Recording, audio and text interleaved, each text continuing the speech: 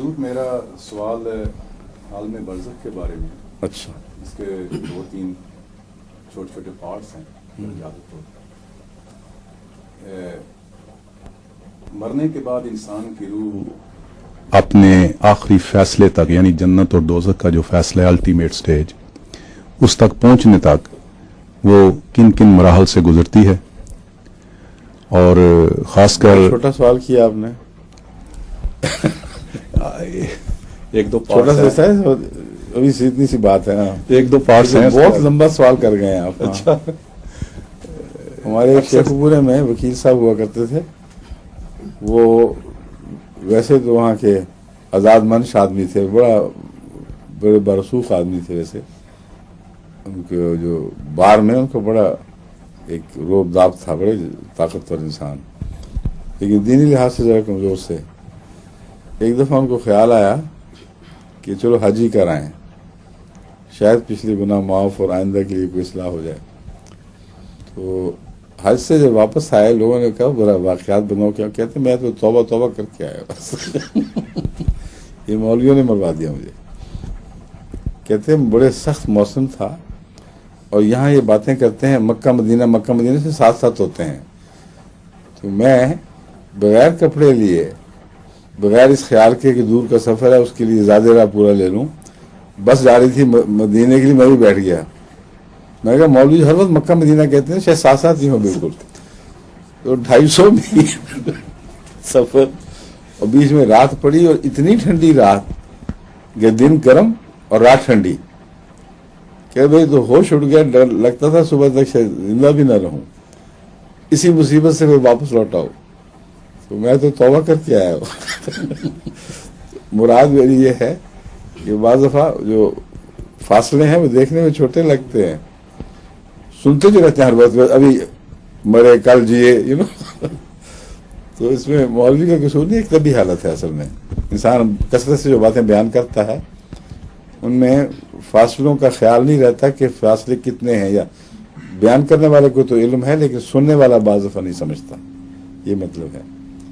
تو آپ نے بھی عالم برزخ کو تو ادھر مرے اور کل اٹھ کھڑے ہوئے اور بیچ میں عالم برزخ چھوٹی سی آ گئی.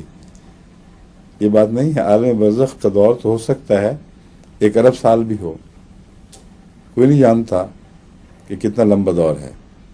قرآن کریم نے یہ بیان فرما دیا ہے کہ اتنا لمبا دور ہے کہ اس جگہ سے جہاں تم اٹھو گے, جہاں سر دوبارہ نکالو گے, وہاں سے دنیا اپنی اتنی چھوٹی دکھائی دے گی کہ گویا تم 1 دن بھی نہیں رہے بلکہ 1 گھنٹہ بھی نہ رہے, 1 دن کا ایک حصہ بھی نہ رہے. اور جس نے سب سے بڑا اچھا اندازہ لگایا ہوگا وہ کہے گا نہیں 1 دن نہیں, 1 ساتھ بھی ہم نہ رہے ہوں شاید وہاں.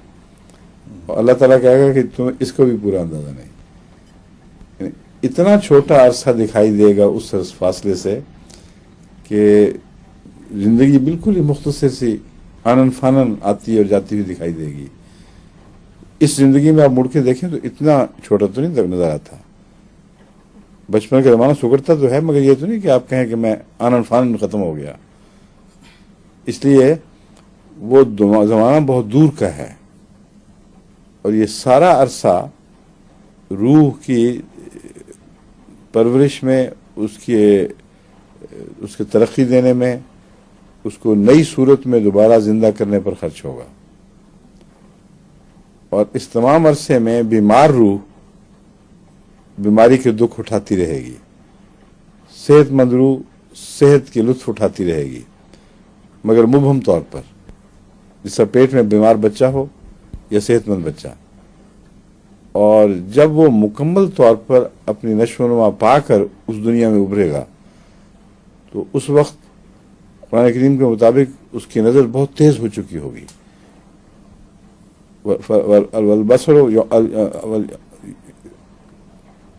بصرو کل یوم حدید ہے, یوم اذن حدید, جو بھی آیت نکال لیں دیکھ لیں. خدا مخاطب کر کے کہے گا اب مزہ چکھ ان باتوں کا جو تو کرتا ہے, آج تیری نظر بہت تیز ہو کر دی گئی ہے. جن کے پہلے تجھے ہوش بھی نہیں تھی وہ بھی اب چیزیں دکھائی دینے لگیں گی. تو شعور کی تیزی جنت بھی پیدا کرے گی اور شعور کی تیزی جہنم بھی پیدا کرے گی. اگر کسی کی قوت شامہ ماری گئی یعنی سونگنے کی حس مر گئی ہو تو وہ گندی بدبودار چیز بھی کھا سکتا ہے, اس کو پتہ نہیں چلے گا کہ میں کیا کھا گیا ہوں. اور وہاں اگر وہی چیز اس کو مل جائے اور قوت شامہ بے انتہا تیز ہو چکی ہو تو جو یہاں لذت تھی وہ وہاں جہنم بن جائے گی. اسی لیے قرآن کریم نے فرمایا ہے کہ زخموں کی دھون ان کو پلائی جائے گی. اب یہ بڑا کریسا منظر ہے, حالانکہ مراد صرف اتنی ہے کہ یہاں ان کے بعض اعمال ایسے ہی ہیں جیسے وہ زخموں کی دھون پی رہے ہوں اور ان کو پتہ نہیں. دوسری اس کی مثال یہ ہے کہ وہ مردہ بھائی کا گوشت, اب یہاں وہ مردہ بھائی کا گوشت تو نہیں کھاتے مگر باتیں ایسی کرتے ہیں جیسے مردہ بھائی کا گوشت کھا رہے ہوں, لیکن شعور کی کمی کی وجہ سے اس میں لذت آ رہی ہے. اگر وہاں شعور تیز ہو جائے تو یہی حرکت سخت عذاب کا موجب بنے گی. تو یہ جو عالم برزخ ہے یہ پرورش کا دور ہے, یہ ایوولوشن کا دور ہے. اس ایوولوشن میں شعور بیدار ہوتا چلا جائے گا, لیکن آخری صورت میں جو ابھرے گا, جیسے انڈر سے بچہ نکلتا ہے یا ماں کے پیٹ سے بچہ نکلتا ہے, تو اس وقت باوجود اس کے کہ وہ بچہ ترقی کر رہا تھا لیکن وہ شعور جو اچانک اس کو ملتا ہے وہ بالکل اور کیفیت ہے. وَجَعَلْنَاهُ سَمِيعًا بَصِيرًا. اللہ تعالیٰ فرماتا ہے کہ دیکھو وہی شخص جو اندر چھوٹی سی چیز تھی, ایک لوتھڑا سا تھا, اب باہر آیا ہے تو ہم نے اس کو سمیع بصیرہ بنا دیا. حالانکہ سمیع بصیرہ بننے کا دور پہلے مکمل ہوا تھا تو وہ سمیع بصیرہ بنا ہے. تو جو اچانک پن ہے وہ یہ ہے. آخر پر یہ روحیں ڈلیور ہوں گی اپنی اپنی قبر سے, جو بھی ان کا یہ خدا نے ماں کا پیٹ بنایا ہوا ہے ان کی پرورش کے لیے, اس میں سے جب ڈلیور ہوں گی تو یوں جیسے روتا ہوا بچہ ایک دم باہر آ جاتا ہے, پھر وہ سنتا بھی ہے اور وہ دیکھتا بھی ہے, مگر اس طرح نہیں جس طرح ماں کے پیٹ میں دیکھ رہا تھا. حالانکہ ترقی ساری ماں کے پیٹ بھی میں ہوئی ہے. تو یہ کہنا کہ تدریجی ترقی تھی اس لیے اچانک پن کہاں سے آ گیا, یہ غلط ہے. مثال میں نے آپ کو بتا دی ہے. تو یہ عالم برزخ ہے. اب اس پر آپ کے کوئی اور سوال اٹھتے ہیں تو بتائیں, مگر میرا خیال ہے جو آپ نے کہنے تھی باتیں میں کہہ چکا ہوں, یا کوئی معین سوال ہے تو بتا دیں. بس یہی کہ آپ نے کافی ایکسپلین کر دیا. جزاک اللہ. جی شکریہ.